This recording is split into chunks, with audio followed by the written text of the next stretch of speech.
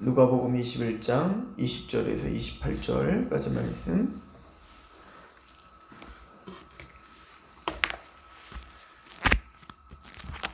함께 봉독하도록 하겠습니다. 시작. 너희가 예루살렘이 군대들에게 애워싸는 것을 보거든 그 멸망이 가까운 줄 알라. 그때 유대에 있는 자들은 산으로 도망갈 것이며 성내에 있는 자들은 나갈 것이며 촌에 있는 자들은 그리로 들어가지 말지어다. 이 날들은 기록된 모든 것을 이루는 징벌의 날이니라. 그날에는 아이 벤 자들과 젖먹이는 자들에게 화가 있으리니 이는 땅에 큰 환난과 이 백성에게 진노가 있겠음이로다. 그들이 칼날에 죽임을 당하며 모든 이방에 사로잡히 가겠고 예루살렘은 이방인의 때가 차기까지 이방인들에게 밟히리라. 이럴 성신에는 징조가 있겠고 땅에서는 민족들이 바다와 파도의 성난 소리로 인하여 혼란한 중에 곤고하리라. 사람들이 세상에 임할 일을 생각하고 무서워함으로 기절하리니 이는 하늘의 권능들이 흔들리겠음이라. 그때 사람들이 인자가 구름을 타고 능력과 큰 영광으로 오는 것을 보리라. 이런 일이 되기를 시작하거든 일어나 머리를 들라. 너희의 속량이 가까웠음이라 하시더라. 아멘. 예수님께서 환난과 징조에 대한 예언을 하고 계십니다.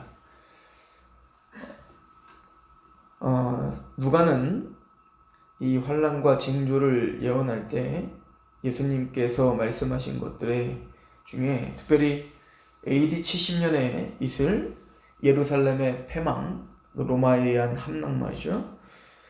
그 사건과 이제 마지막 예수님께서 재림하시는 그 사건의 사실은 구별이 되나 연결이 되어 있는 사건임을 또 마지막 예수님이 재림하실 그 마지막 환란의 어떻게 보면 예고이며 예표의 사건이 AD 70년에 있을 예루살렘 함락의 사건임을 연결시켜 우리에게 알려주고 있습니다. 물론 마태도 마태복음 24장에 그런 맥락으로 이야기를 하죠. 그래서 마태복음 24장 같은 경우는 우리가 정확하게 좀 자를 수가 있는데 한번 잠깐 마태복음 24장을 잠깐 한번 보시겠습니까?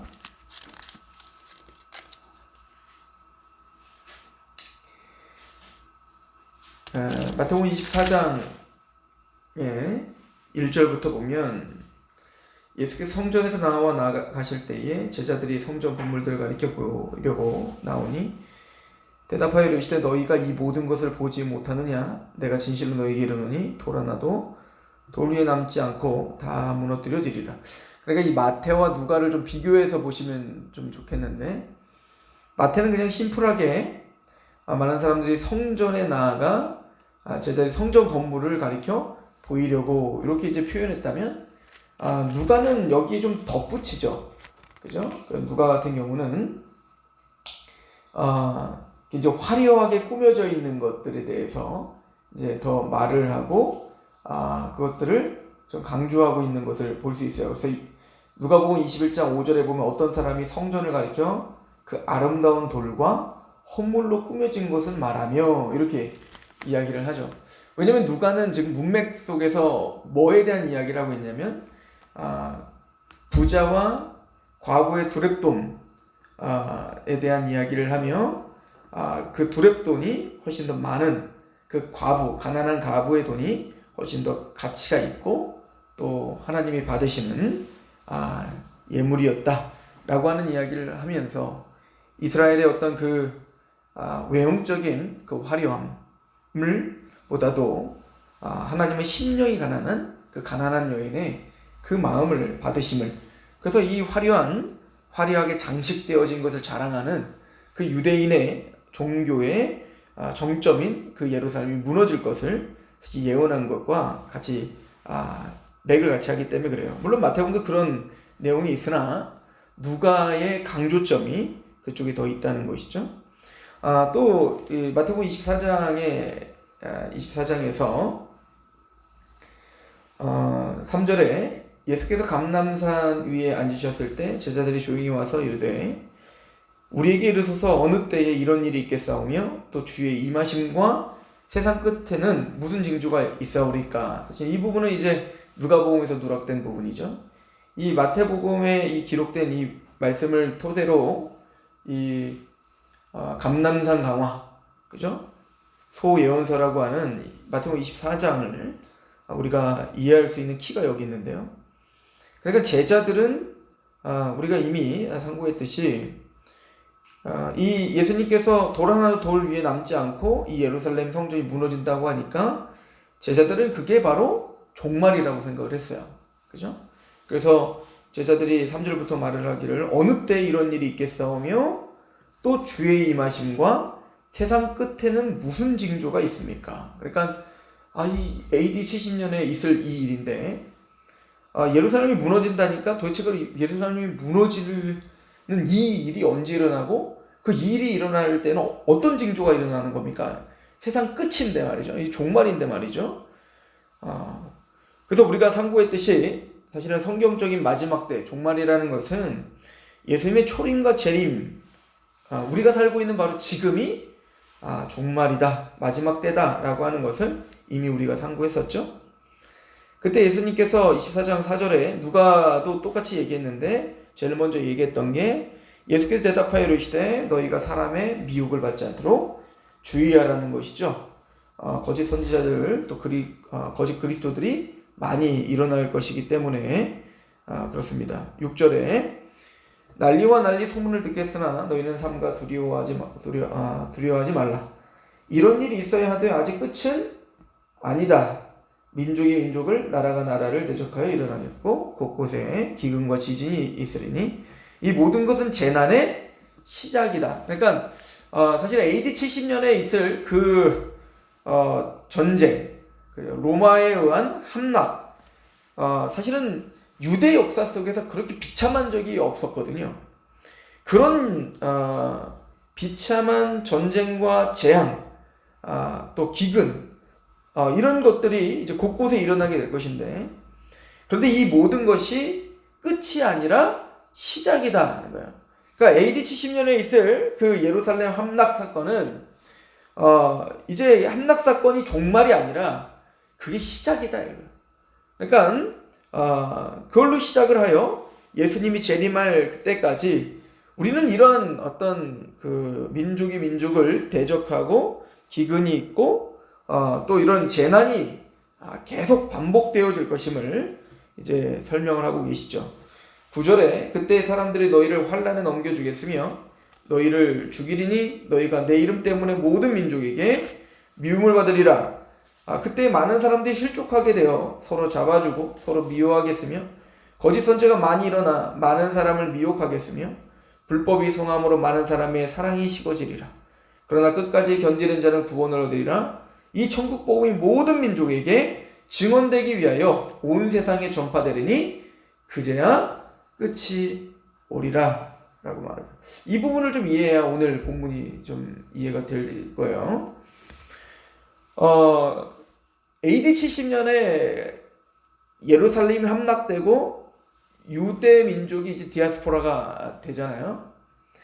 그때가 유대인들에게 있어 환란의 끝이 아니라 정말 유대 민족들은 환란의 시작이었죠. 그 이후 2000년 동안 유대인들은 세계 곳곳에서 어떻게 했죠? 핍박을 당하며 살았던 민족이 됩니다. 그리고는 현대까지도 그런 핍박을 당했지 않습니까? 바로 히틀러에 의한 대대적인 핍박이 바로 그것이었죠. 이게 언제까지 될 것인가 라고 할 때 23절에 그러나 끝까지 견디는 구원을 얻으리라.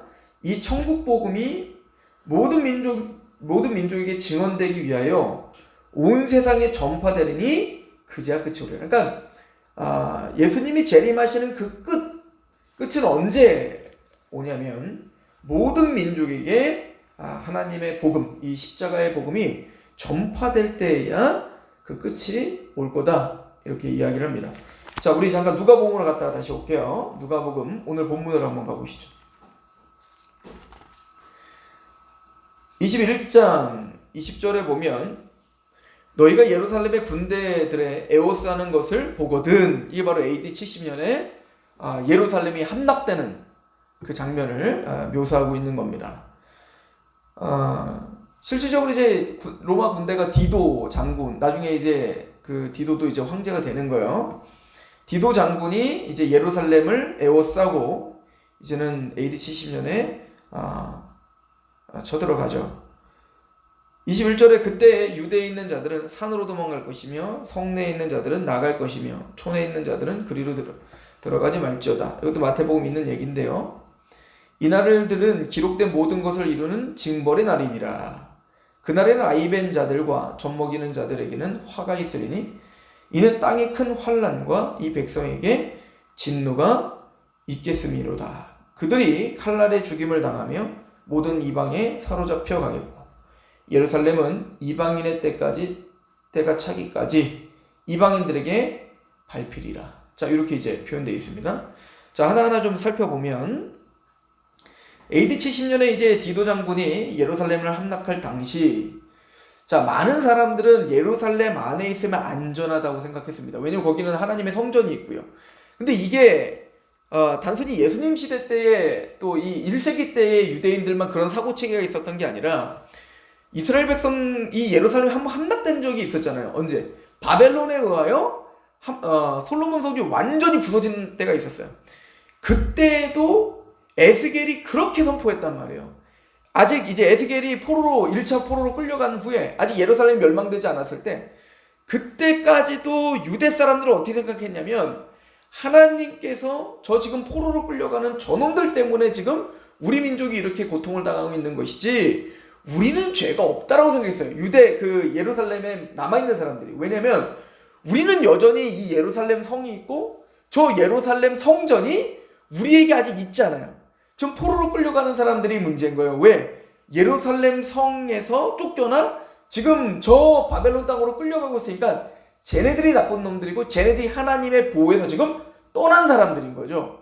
자기들은 예루살렘 성 안에 있으면 예루살렘 성전 하나님의 임재가 여기 있으니 우리는 안전하다 이렇게 말을 하는 거예요. 그러니까 이제 에스겔이 예언하기를 예루살렘 성 안에 있으면 너희들은 가마솥에 있는 삶은 고기처럼 안전하고 생각하느냐 이렇게 이제 표현하고 있는 거죠. 그런데 그 예루살렘 성은 무너지고 그 예루살렘 성 안에 있는 사람 다 죽임을 당하게 되는 겁니다. 마찬가지로 이 1세기 때에도 예루살렘 성 안으로 자꾸 모여들 거. 유대인들은 그러니까 그게 이제 하나님을 부족처럼 그러니까 예루살렘 성전을 부족처럼 믿는 거예요. 지금도 사실 안상홍중이라고 하는 이단이 마지막 심판의 때에 이제 핵전쟁이 일어난다는 거 아니에요. 불심판이 있는데 핵전쟁이 일어날 건데 그 핵전쟁이 일어나면 자기들의 교회, 안상홍 증인의 교회에 들어가면 산다라고 지금까지 믿어요. 그러니까 21세기에 있는 그 이단들도 그렇게 믿고 있는 거예요. 그러니까 지금 이 유대 민족들도 예루살렘 성 안에 들어가면 안전하다 이렇게 생각을 했었던 겁니다. 그러나 예수님은 예언하기를 그때에는 유대에 있는 자들은 산으로 도망가라. 그러니까 예루살렘 성으로 가지 말고 성 밖으로 나가라 이 얘기인 거예요.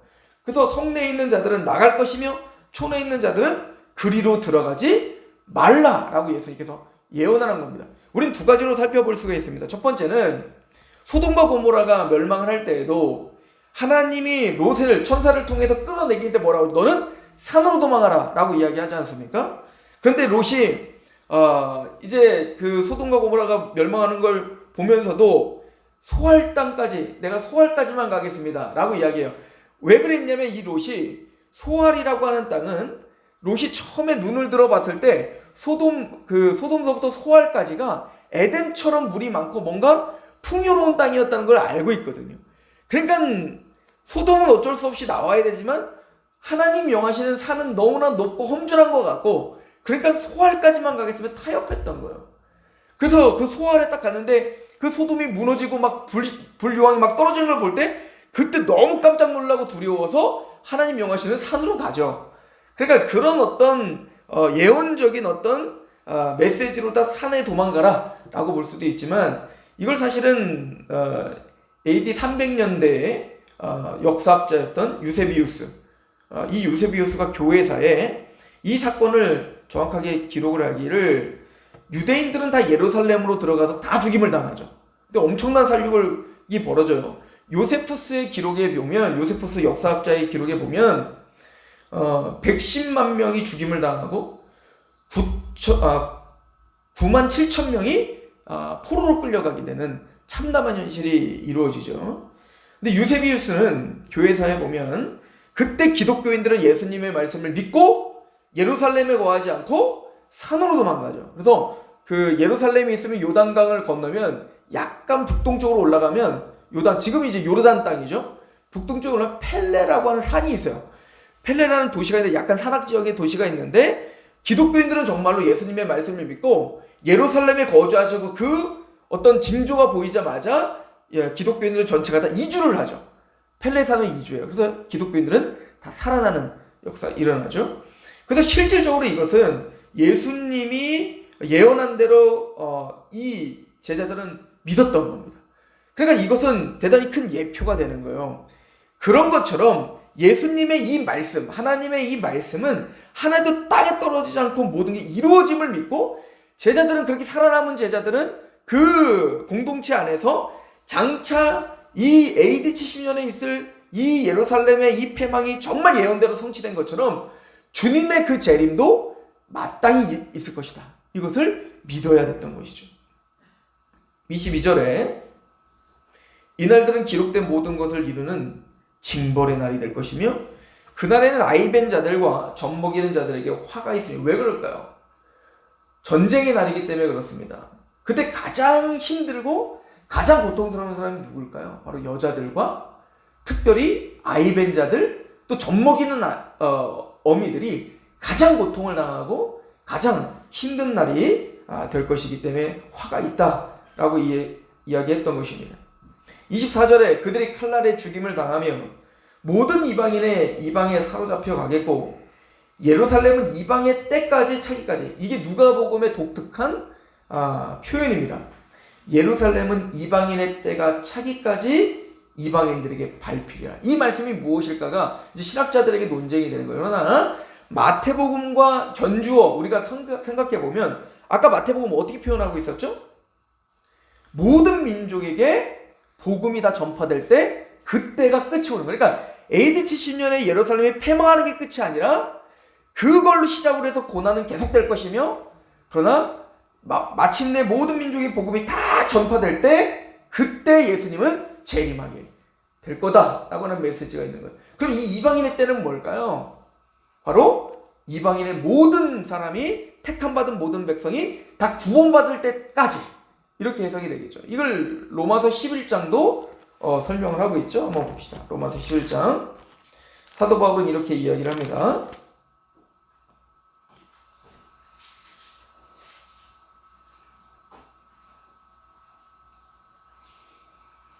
(11장 11절) 그러므로 내가 말하노니 그들이 넘어지기까지 실족하였느냐? 그럴 수 없느니라. 그들이 넘어짐으로 구원이 이방인에게 이르러 이스라엘로 식이 나게 하려 함이라. 그들의 넘어짐이 세상의 풍성함이 되며 그들의 실패가 이방인의 풍성함이 되거든 하물며 그들의 충만함이요.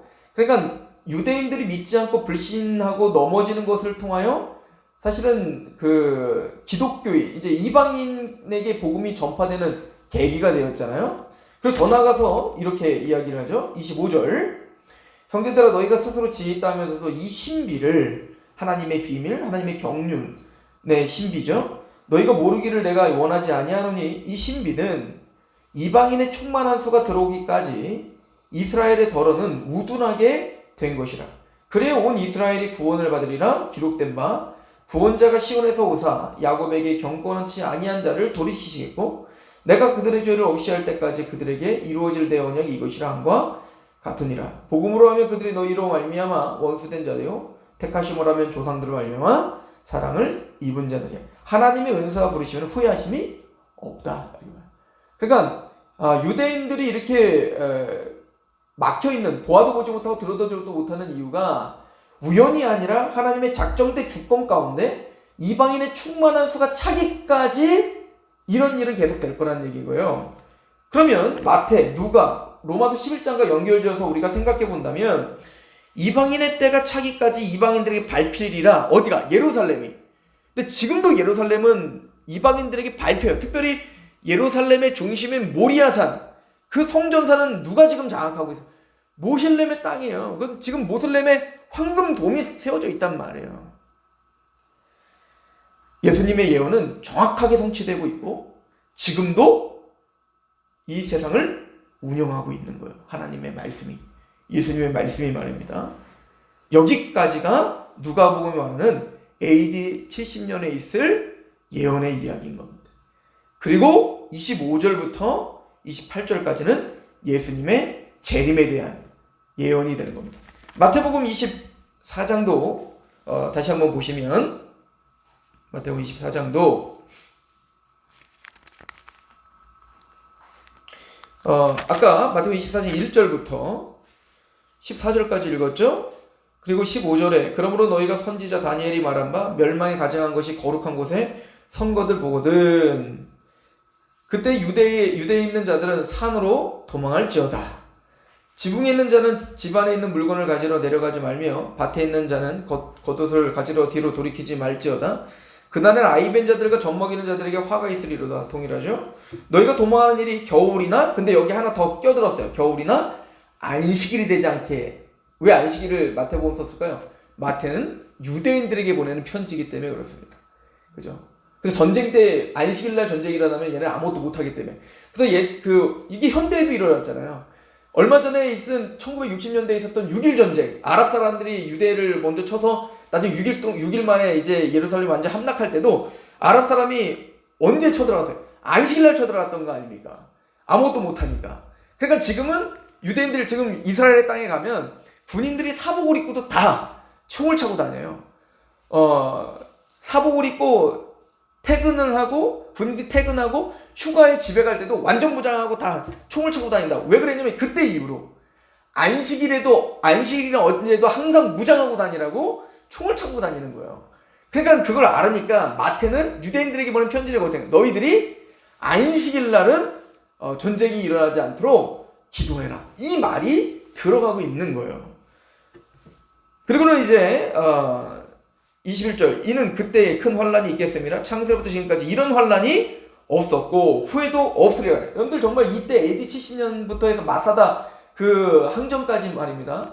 얼마나 처참했냐면 나중에는 이게 고립이 돼가지고 자기의 아이를 먹을 수밖에 없는 상황까지, 그런 처참한 보고까지 요세푸스의 기록에 보면 그런 처참한 기록까지 나와 있을 정도로 우리가 상상할 수 없는 재앙이 이때 일어났던 거죠. 22절 그 날들을 감하지 아니하면 모든 육체가 구원을 얻지 못할 것이나 그러나 택하신 자들을 위하여 그 날들을 만약 그때 하나님의 은혜가 없었다면 유대는 완전히 씨가 말랐을 겁니다. 근데 하나님의 은혜가 있어 그 유대인들 중에 남은 자들, 택함받은 남은 자들을 위하여 하나님은 그 은혜를 베풀어 그 날을 감했죠. 그때 사람이 너에게 말하되 보라 그리스도가 여기 있다 혹은 저기 있다 하여도 믿지 말라. 거짓 그리스도들 거짓 선지자들이 일어나 큰 표적과 기사를 보여 할 수만 있으면 택하신 자들도 미혹할 것이다. 보라 내가 너에게 미리 말하였노라. 그러면 사람들이 너희에게 말하되 보라 그리스도가 광야에 있다 하여도 나가지 말고 보라 골방에 있다 하여도 믿지 말라. 번개가 동편에서 나서 서편에 번쩍인 것 같이 인자의 맘도 그러하리라. 죽음이 있는 곳에 독수리들이 모일 것이니라. 여기까지가 AD 70년에 대한 예언인 거예요. 마태는. 그리고 29절부터는 마지막 재림에 대한 예언이 29절부터 31절까지밖에 안 되는 겁니다. 누가가 그렇게 잘리는 것처럼 말이죠. 그 재림에 대한 예언은 내일 우리가 상고하도록 하겠습니다. 오늘 본 것처럼 예수님의 예언, 하나님의 말씀은 모두가 성취되고 지금 성취되고 있다라고 하는 것을 믿고 오늘 하는 말씀을 의지하는 저희들 소망합니다. 기도하겠습니다. 하나님 아버지, 하나님의 말씀은 하나도 땅에 떨어지지 않고 세계 모든 역사를 경영하고 있음을 상고하였습니다.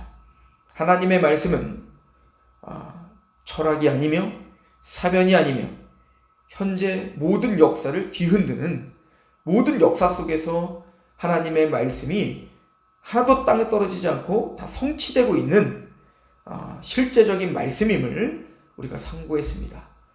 하나님, 우리의 삶의 현실 속에서 하나님의 말씀이 붙들고 또 그 주권이 우리를 경영하고 있음을 오늘도 신뢰하는 하루가 되게 하옵시며, 하나님의 말씀에 승복하며 그 말씀이 살 길임을 믿는, 산으로 도망하라 라고 예언했다면 산으로 도망하는 그런 하루가 되게 하옵소서. 예수님의 이름으로 감사하며 기도하옵나이다. 아멘.